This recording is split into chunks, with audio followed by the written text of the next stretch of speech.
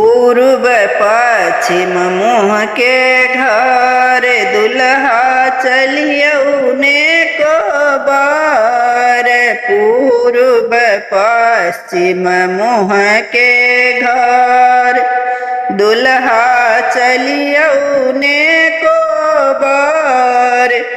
चली का देखियौ को बार घर में।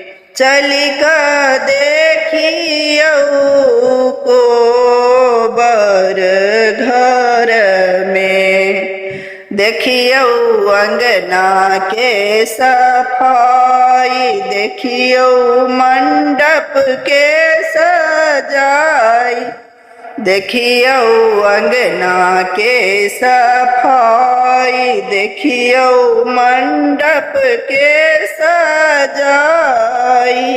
जैती कनिया संग आई को बर घर में। जैती कनिया संग आई को बर घर में। देखियौ कोबर के लिखाई पातिल सुगा के सजाई। देखियौ कोबर के लिखाई पातिल सुगा के सजाई। कनिया लेती मुँह बजाई को बर घर में।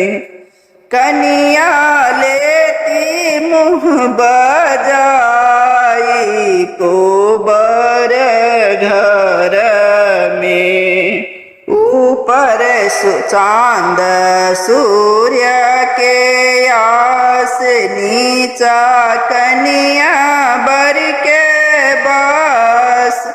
ऊपर चांद सूर्य के आस नीचा कनिया बर के बास।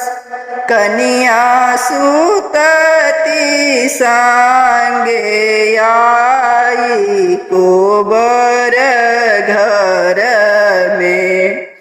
कनिया सुतती संगे